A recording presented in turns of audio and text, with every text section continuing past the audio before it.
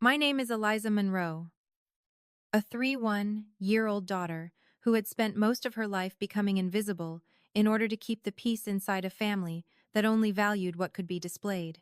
Mom and Dad spoke about my younger brother Daniel Monroe as if he were the future already secured, while I was treated like a temporary inconvenience that needed to stay quiet to avoid disrupting their image.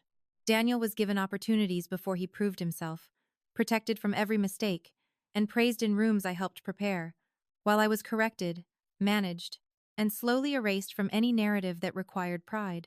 And the moment Mom took the guest house key from my hand in front of a crowded ballroom and told me I didn't belong in decisions about this family anymore, I realized they had just removed the last place I could stand. The Ashford Club glowed under chandeliers that reflected perfectly on polished marble floors, and every detail in that room had been curated to suggest legacy, stability, and generosity, the three things my parents cared most about being seen to embody, even when they struggled to practice them in private. I stood near the check-in table in a navy dress Mom had selected because it was appropriate but not attention-seeking, organizing name cards with the precision I had learned from years of anticipating her standards, while she floated between guests with effortless charm, and Dad reviewed his speech near the stage as if the entire evening were an extension of his reputation. Daniel moved through the crowd with a confidence that came from never having to question whether he belonged, shaking hands, laughing easily, and accepting admiration for a business venture that still existed mostly as projections and promises. 3 months earlier, my life had quietly collapsed in Chicago, where I had been working as an operations manager for a mid-sized design firm that depended too heavily on one major client, and when that client withdrew funding, layoffs came in a single controlled wave that left half of us standing outside with cardboard boxes and forced composure. I had not told Mom and Dad everything, because experience had taught me that failure in their eyes was not something to process but something to correct. And when my fiancé ended our engagement 2 weeks later with a carefully worded explanation about different directions, I packed what I could carry and drove back to Westport without giving myself enough time to feel the full weight of what I had lost. Mom had offered me the guest house behind their main property, describing it as a temporary reset space, though the conditions attached to that generosity revealed themselves almost immediately, because within days I was handling event logistics, editing Dad's communications, and refining Daniel's presentations, while being reminded subtly that I was not there as an equal, but as someone rebuilding under supervision. Every introduction she made on my behalf positioned me as someone recovering rather than someone capable, and the language she used, soft, polished, and outwardly kind, worked effectively to reduce me in front of others without ever sounding cruel. That night's fundraiser was important enough that nothing could be left to chance, which meant I was given a long list of responsibilities that began early in the morning and carried through the evening without pause. And while I moved through each task with the quiet efficiency that had always been expected of me, I could feel the familiar imbalance sharpening as the room filled. Guests praised Daniel for his ambition and potential. Board members congratulated Dad on expanding his initiative, and Mom ensured that every conversation reinforced the image she had spent decades constructing, while I remained in motion at the edges, adjusting details that made everything else appear seamless. The shift happened during a brief conversation that was never meant to matter as much as it did, when a donor named Celeste Warren recognized my name and mentioned a proposal I had written years earlier, describing it with a level of attention that caught me off guard because it suggested that something I had created had actually endured beyond its moment. For a few seconds, I spoke without filtering myself, explaining the ideas behind the design approach and the operational strategies I believed could make those concepts work at scale, and her interest felt genuine in a way I had not experienced in months. Before that moment could expand into anything meaningful, Daniel stepped in with practiced ease, redirecting the conversation toward his own work while framing my situation as a pause rather than a setback. And Mom reinforced that narrative immediately by placing a light but controlling hand on my back and asking me to handle a minor logistical task that pulled me away. The shift was subtle enough to pass unnoticed by most of the room, but clear enough that Celeste's expression changed, and I recognized the familiar pattern of being moved out of relevance just as something might have begun. I continued working through the evening with the same composed demeanor I had always used to survive these moments. But the tension built quietly beneath that surface, intensifying when I finally saw the seating arrangement that had been prepared. My name was placed at a table near the service entrance, far from the central conversations and close to the operational flow of the event. While Daniel sat at the head table beside Mom and Dad, positioned clearly as the focus of the evening's narrative. Dad's speech unfolded exactly as expected, filled with language about responsibility, community, and the importance of family, and the applause that followed reinforced the success of that performance, while I listened from a distance that felt both physical and symbolic. When he introduced Daniel as the future of the initiative and announced that the Maple Lane Carriage House would serve as his new headquarters, the information landed with a clarity that cut through everything else, because that was the same space I had been living in since returning. No one had told me. The realization did not come as a shock in the way sudden events often do, but as a slow, precise understanding that settled into place piece by piece, confirmed by the expressions I saw and the details I recognized, and by the time the applause faded, I knew that the decision had already been finalized without me. As I stood and moved toward the edge of the room, trying to maintain composure in a space where any visible reaction would be interpreted as instability, Mom intercepted me with the same controlled grace she used in every public interaction. She spoke quietly, her tone measured and composed, explaining that Daniel's opportunity required immediate support and that I needed to stop reacting emotionally to decisions that were for the good of the family. And when I told her that I should have been informed before the announcement was made, she reached for my keyring with a smooth, deliberate motion. The small metallic sound as the key was removed felt louder than it should have, and her final words, delivered without hesitation, made the situation unmistakably clear. I was no longer part of the plan. The hallway outside the ballroom felt colder than the room I had just left. Not because the temperature changed, but because the performance had ended, and there was nothing left to soften the truth of what had just happened. I walked past the mirrored walls that reflected a version of me still composed, still controlled, still wearing the same navy dress that had been chosen to keep me appropriate, and for a brief moment I studied that reflection as if it belonged to someone else who had not yet realized she no longer had a place to return to. My phone buzzed in my hand with a message from Mom. Before I even reached the exit, her words concise and deliberate, reminding me to collect my belongings from the guest house tonight because it would be best not to delay transitions. And the language struck me with its precision because it erased any trace of what this actually was.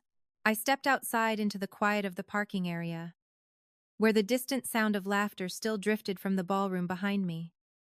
And the contrast between those two worlds made the situation feel almost unreal, as if I had been removed from one narrative and dropped into another without warning. The air carried a light chill, and I stood there longer than necessary. Not because I didn't know what to do, but because acknowledging what I had to do would make everything irreversible.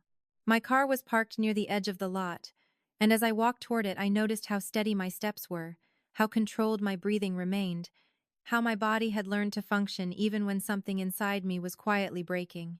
By the time I reached the guest house, the lights from the main house were still glowing warmly across the yard, creating the illusion of safety and continuity that had always defined that property, but the smaller structure behind it felt different now, not like a temporary refuge, but like a space that had already been reassigned in everyone's mind except mine.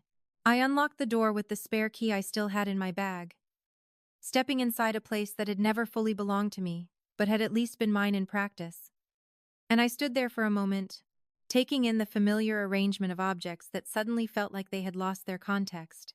My suitcase sat open near the bed, half filled from a previous attempt to organize my things that I had never completed, and I moved toward it with a sense of urgency that came from understanding I no longer had the luxury of postponing decisions. Every item I picked up carried a small history attached to it, reminders of the life I had paused, the plans I had set aside, and the version of myself I had been trying to rebuild under conditions that were never meant to support me.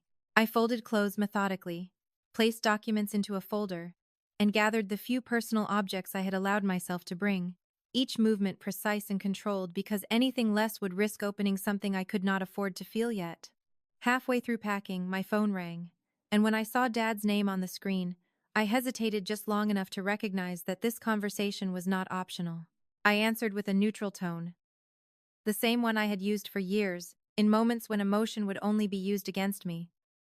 And he began speaking immediately, his voice calm but firm, explaining that the decision about the guest house had been discussed for weeks and that Daniel's business required a stable base of operations. He framed it as a logical step, emphasizing the importance of supporting growth and maintaining momentum. And when I asked why no one had told me before announcing it publicly, there was a brief pause that revealed more than his words did. "You've been under a lot of pressure," he said finally, choosing each word carefully. "And we didn't want to complicate things for you before you were ready to handle it."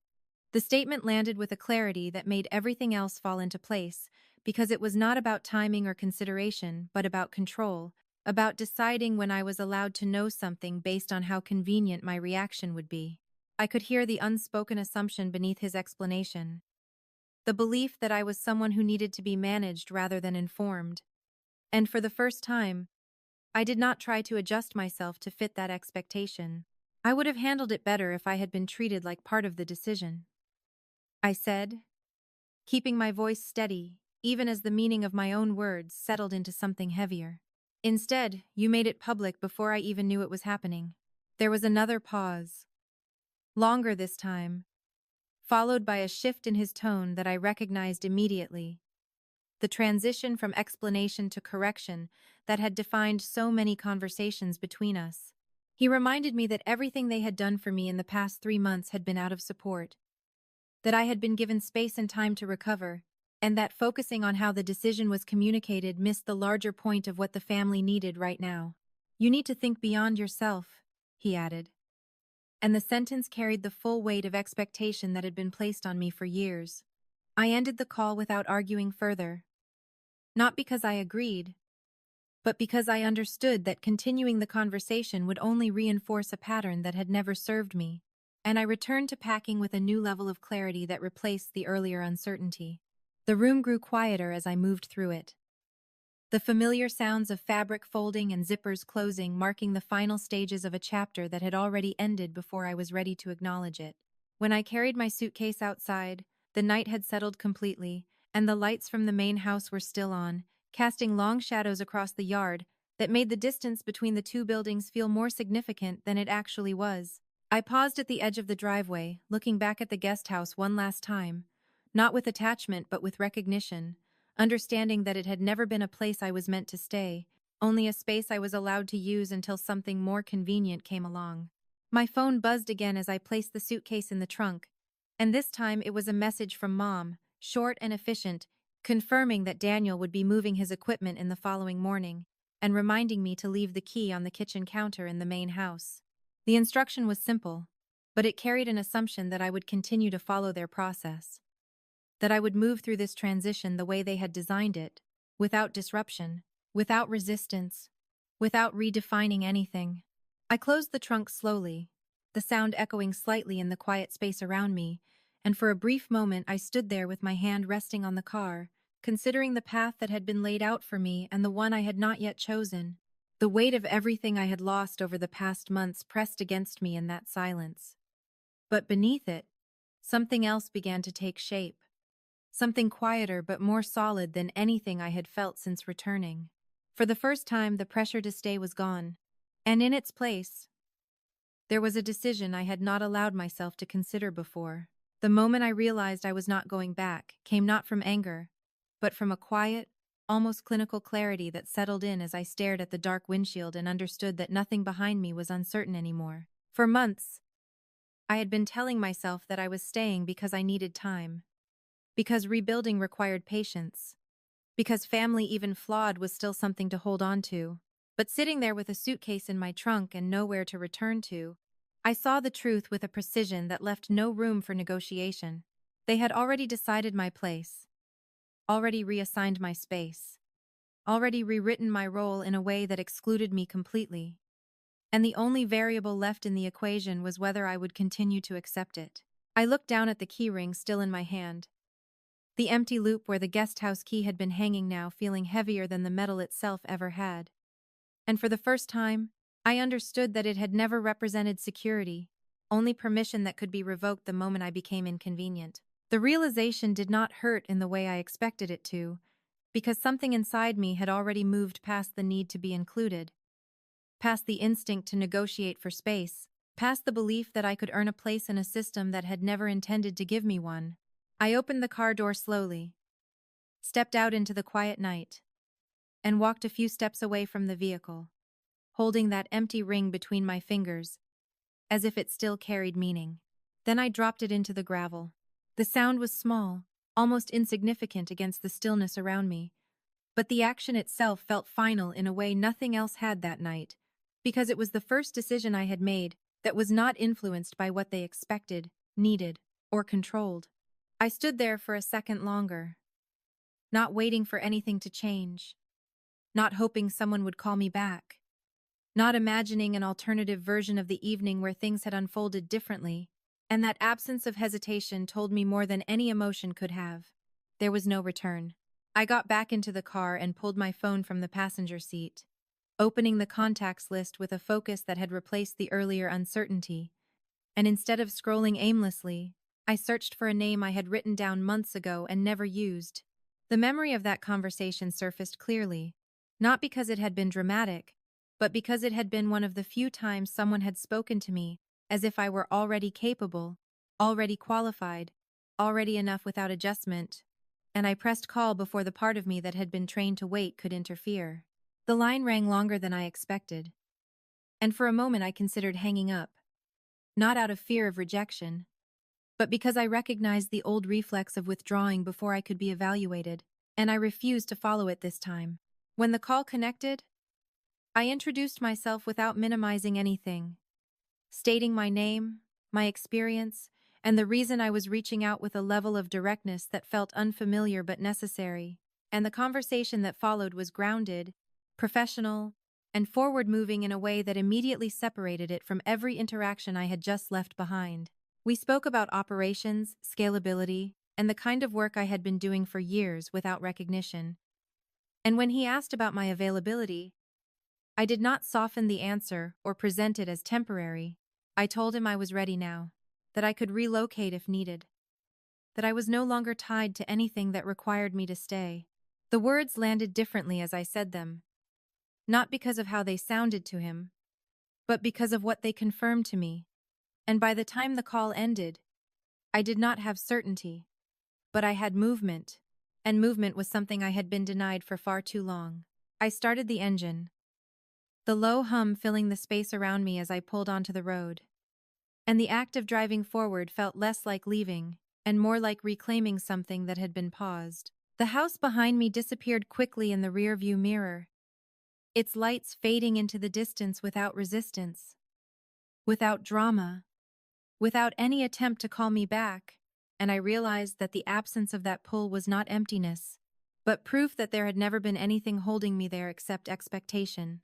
The road ahead stretched out quietly, lined with dark trees and occasional streetlights that cast brief, passing illumination, and as I drove, I felt the weight of everything I had lost settle into something more structured, less chaotic, more defined by what I could do next, rather than what had been taken.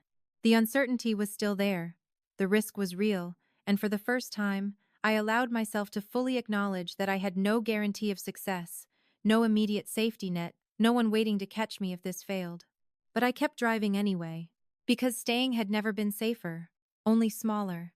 And somewhere between the silence of that road and the steady rhythm of the engine, I understood something with a clarity that felt unshakable.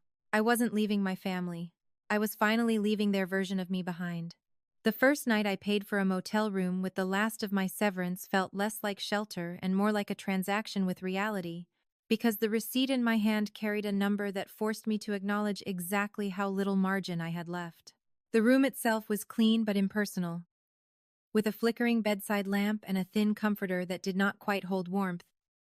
And as I set my suitcase down near the wall, I understood that independence, in its rawest form, did not arrive with confidence or clarity, but with discomfort, calculation, and the quiet pressure of knowing that every decision now carried immediate consequences. I sat on the edge of the bed with my laptop open, reviewing my bank balance with a level of focus that stripped away any illusion I had been holding on to. Because the numbers did not allow for denial or delay, and the timeline they created was precise enough to dictate my next moves. Rent for a short-term apartment, transportation, food, and basic expenses formed a narrow window that left no space for hesitation. And for the first time since leaving, I felt the full weight of what it meant to step outside of a system that, for all its control, had at least provided stability. There was no one to call. I built a plan instead. By morning, I had mapped out the next 2 weeks, with a level of detail that bordered on survival strategy, identifying temporary housing options, outlining potential income streams, and sending out a series of targeted messages to contacts I had not spoken to in years, each one crafted with clarity and purpose rather than apology. The responses came slowly, some immediate, some delayed, some non-existent, and I learned quickly to separate rejection from irrelevance, because not every silence meant failure, and not every opportunity would arrive in the form I expected. The first contract I secured was smaller than anything I had handled in Chicago, a short-term operations audit for a regional logistics firm that needed efficiency improvements, but could not afford a full-time consultant. And when I accepted it, I did so without framing it as a step down, because I understood that movement, even at a reduced scale, was still progress. The work was demanding in a different way than before, requiring me to prove value quickly, to navigate unfamiliar systems, and to deliver results without the support structures I had once relied on. But there was a clarity to it that felt grounding, because success and failure were now directly tied to my decisions, rather than filtered through someone else's interpretation. Days blurred into a rhythm defined by discipline. Early mornings spent analyzing workflows, afternoons dedicated to implementation, and evenings focused on outreach and planning. And while the pace was relentless, it carried a sense of ownership that I had not experienced in months. There were moments when exhaustion pressed heavily against me, when the absence of comfort and familiarity became almost physical. And in those moments, the memory of what I had left behind surfaced briefly, not as temptation, but as contrast. I kept going. Weeks passed with incremental progress that was not visible to anyone but me. Small improvements in cash flow, a second contract that extended my timeline, a temporary sublease that replaced the motel with something more stable, and a growing sense that I was rebuilding not just a career, but a structure that belonged entirely to me. The loneliness remained, present in quiet evenings and unshared moments. But it no longer felt like a void, more like space that had not yet been filled. Then, something shifted.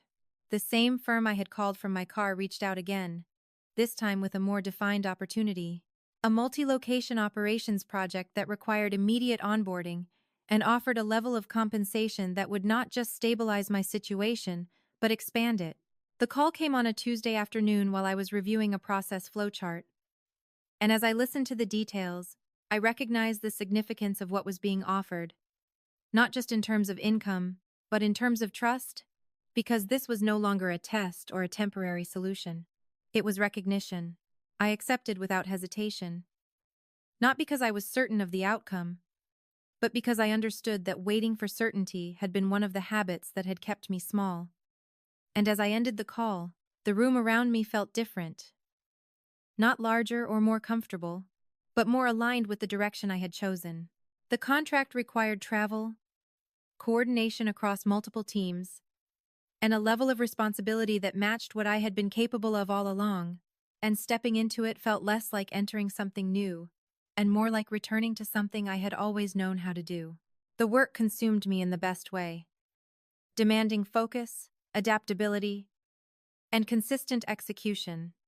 And as weeks turned into months, the results began to reflect the effort, with measurable improvements in efficiency, positive feedback from leadership, and an extension of the contract that transitioned into a longer-term role. Financial stability followed, not suddenly, but steadily, each milestone reinforcing the foundation I had been building since the night I left. There were still difficult days, but they were mine. And in that ownership, something deeper than success began to take shape, something that had nothing to do with proving anything to anyone else, and everything to do with understanding that I was capable of creating a life that did not require permission. The moment the entire conference room fell silent when I walked in, not out of politeness, but because they were waiting for me to start, was the first time I felt the full weight of how far I had come, and it landed with a sharp clarity that made my past almost unrecognizable. The senior directors from 3 regions were already seated, their reports open, their attention fixed, and as I took my place at the head of the table, I noticed the subtle shift that used to belong to someone else, the expectation of authority, the assumption that I would lead, decide, and define the direction without hesitation. Months earlier, I had been standing at the edge of rooms like this, adjusting details no one noticed while being told not to overstep. And now those same types of rooms were structured around my presence, my analysis, and my decisions. I led the meeting with precision, breaking down inefficiencies that had been ignored for years, outlining restructuring strategies that would impact multiple departments, and assigning execution timelines that left no ambiguity about accountability. And as the discussion progressed, I could see the difference not just in how they listened, but in how they responded. There was no interruption, no redirection, no subtle correction designed to keep me in place, only engagement, questions, and alignment. And it reinforced something I had resisted believing for too long, that my voice had never been the problem, only the environment that had tried to contain it. Within 6 months, the role expanded beyond anything I had initially accepted, transitioning from a contract into an executive position, overseeing operations across multiple states, with full authority over strategy, hiring, and implementation. And when the offer was presented, it came with numbers that would have once felt unreachable. The compensation package included a base salary of $210,000, performance bonuses tied to measurable outcomes, and equity in future expansions. But what mattered more than the figures was the structure, because it placed me in a position where my decisions shaped outcomes at scale, where I was no longer supporting someone else's vision but executing my own. The article came 2 weeks later. It was published by a national business platform that specialized in operational leadership and growth strategy, and the headline positioned the transformation I had led as one of the most efficient multi-region turnarounds that quarter, breaking down the metrics with a level of detail that made the impact undeniable. They cited a 38% increase in operational efficiency, a 22% reduction in overhead costs, and a restructuring model that was already being studied by other firms looking to replicate the results. And for the first time, my name was not attached to someone else's success, but to a system I had designed and executed from start to finish. The exposure escalated quickly. Within 48 hours, the article had been shared across industry networks, reposted by executives I had never met, and circulated through platforms that pushed its reach beyond anything I had anticipated. And the numbers reflected it with a clarity that removed any doubt.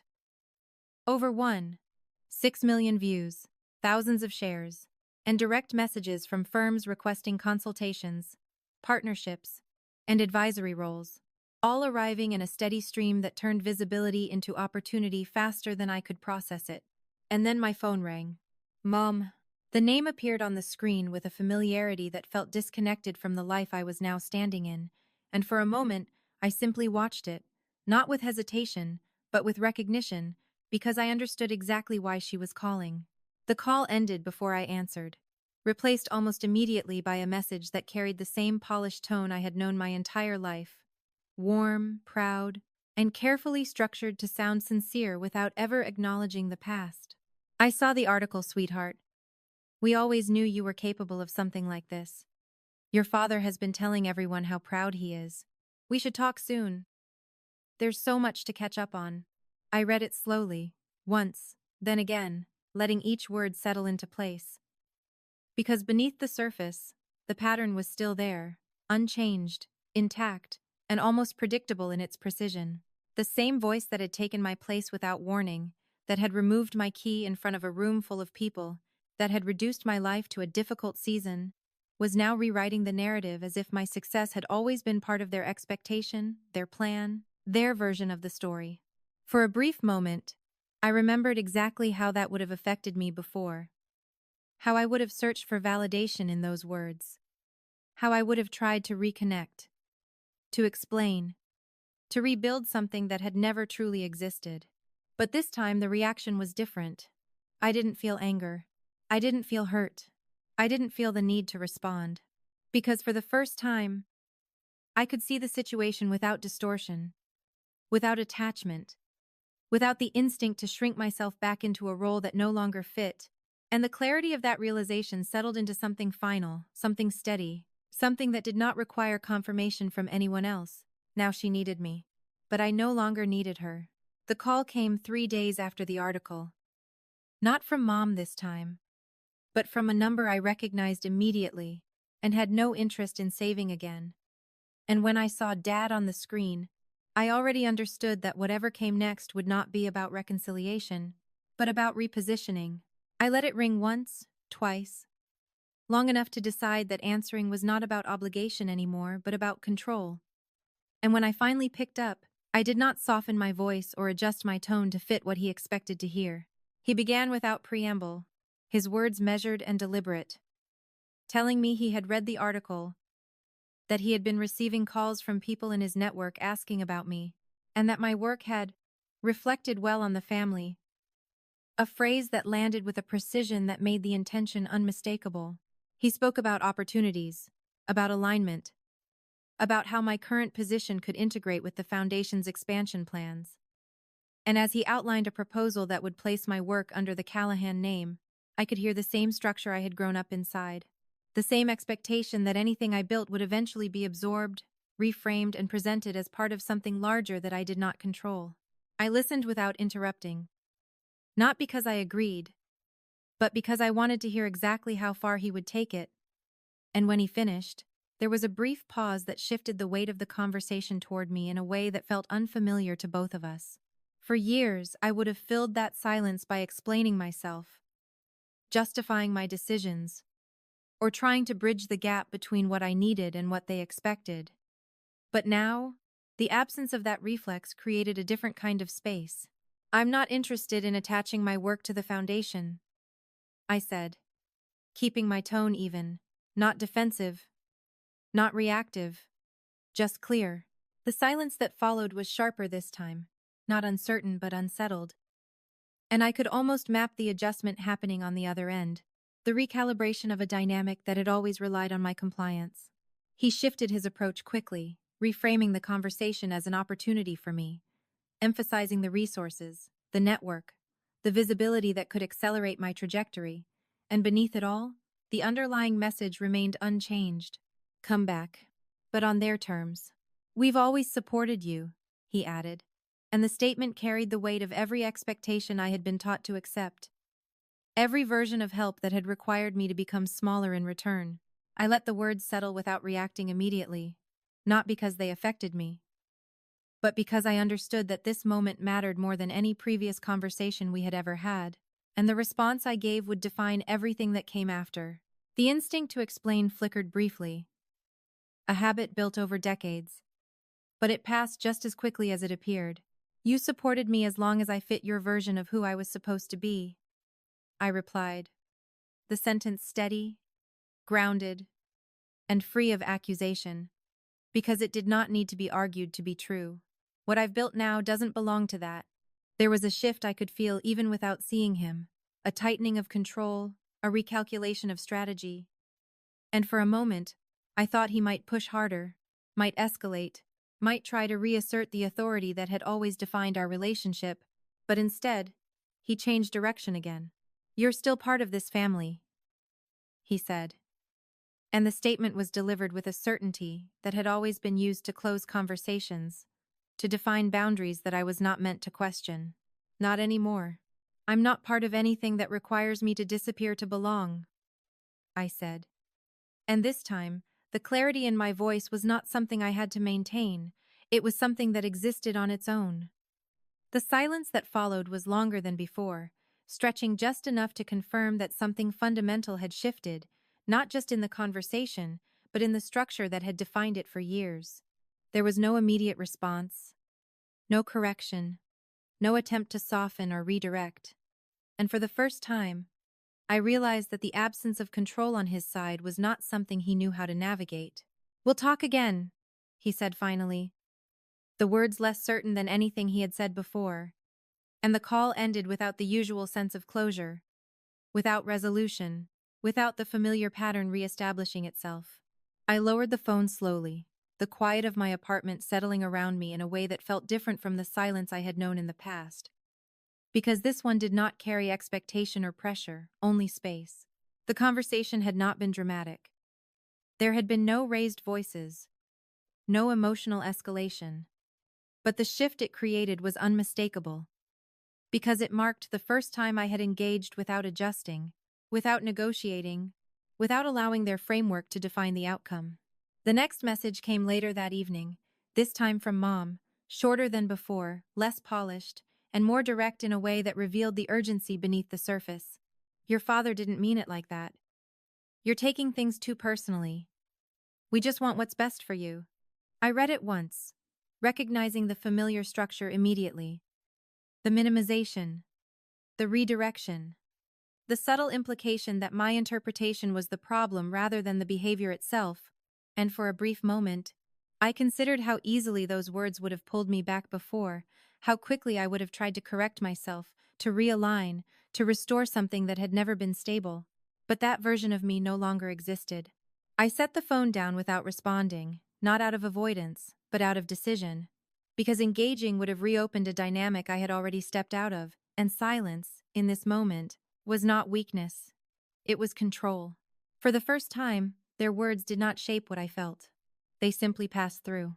The invitation arrived not as a request, but as an assumption, embedded in a formal email from the Callahan Foundation announcing a press event that would highlight its next phase of expansion, with my name listed among the featured speakers as if my agreement had already been secured.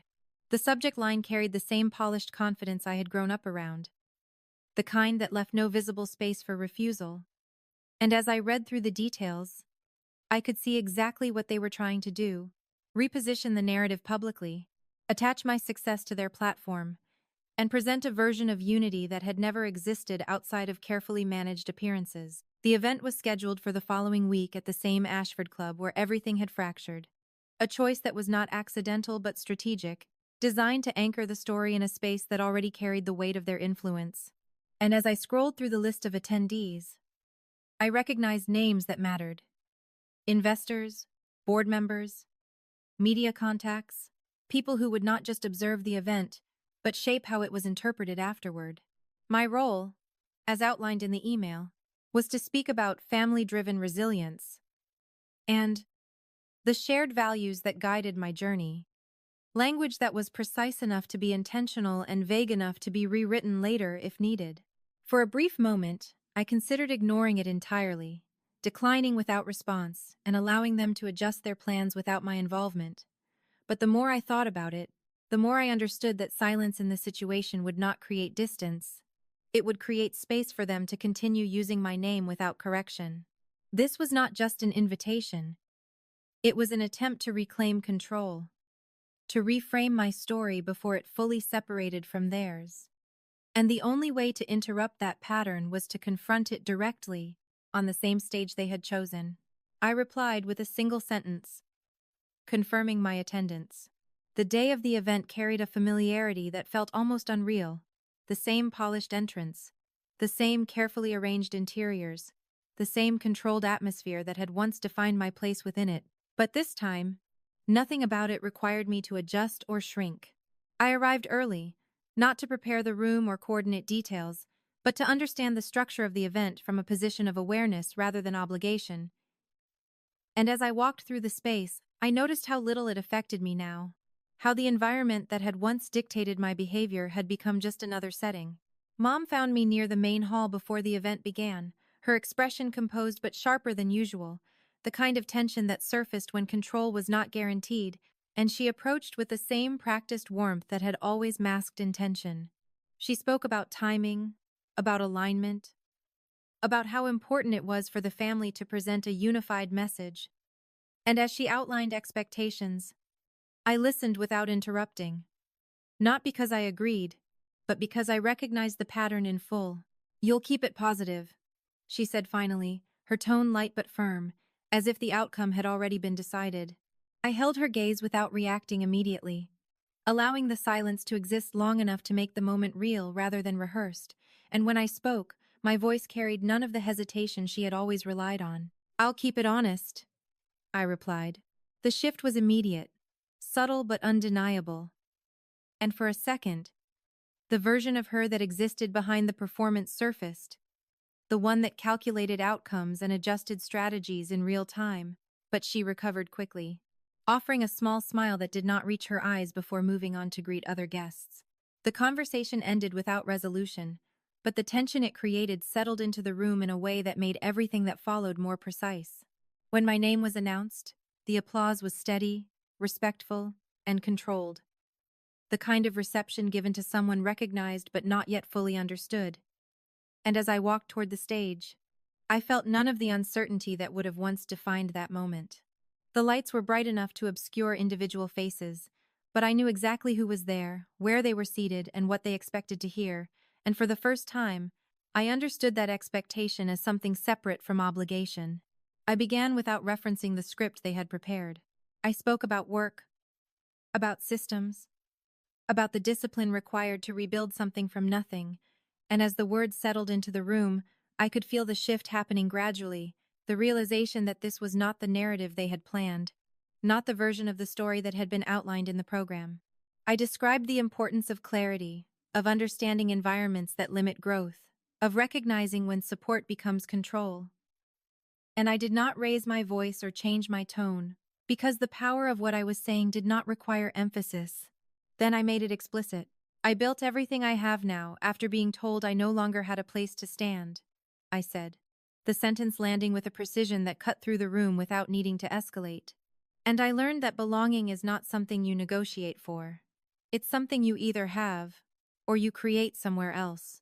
The silence that followed was not empty, but full, dense with recognition, with discomfort, with the awareness that something had just been said that could not be reshaped once it existed. I did not look toward my parents, did not search for their reaction, because this moment was not about them anymore. It was about the truth existing in a space where it could not be edited. I finished without extending the message further, without softening the edges, without offering a version of reconciliation that would make it easier to absorb. And as I stepped away from the microphone, the applause that followed was different from before, less controlled, more immediate, driven by something that had shifted beyond the structure of the event. Afterward, people approached me with questions, with interest, with a level of engagement that reflected the impact of what had just happened, and while I responded professionally, clearly, and without deflection, I remained aware of the distance I had created, not just from my family, but from the version of the story they had tried to maintain. Mom and Dad did not approach me immediately, and when they finally did, their expressions carried something I had never seen directed at me before. Not authority, not correction, not expectation. Uncertainty. I met it without hesitation, and I did not step back. The moment I stood alone in the quiet of my apartment that night, the noise of the event already fading into something distant and irrelevant, I realized that what had just happened was not a confrontation, not a victory, and not even a form of closure in the way I had once imagined it would be. It was something far more definitive. A separation that no longer depended on explanation, approval, or reconciliation. Because for the first time, the truth of my life existed independently of their version of it, and it did not require me to defend it. My phone lit up repeatedly on the kitchen counter, messages from unknown numbers, colleagues, media contacts, and a few familiar names I had not heard from in months, all responding to what had happened at the event, to the words that had not been loud but had been clear enough to shift the narrative in a way that could not be undone. Among them were messages from Mom and Dad. Longer this time. More direct. Less controlled.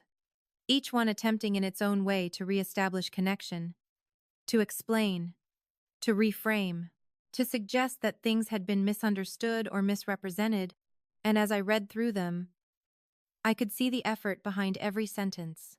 But I did not feel the need to answer.